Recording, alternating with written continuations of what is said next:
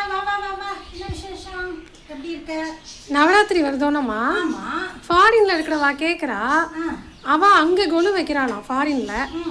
Return gift அங்கே வரவாளுக்கு கொடுக்கணுமா.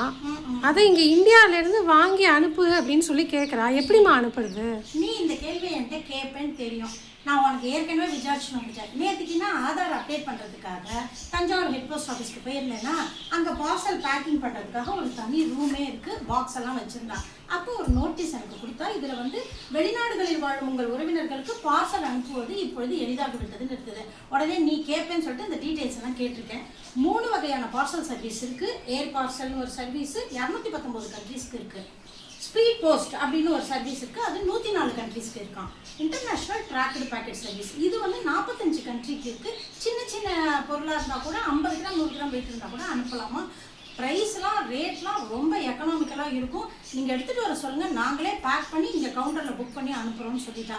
அதனால நீ தஞ்சாவூர் ஹெட் போஸ்ட் ஆஃபீஸ்லேருந்து அனுப்பிடலாம். ஓகேவா? ஓகே.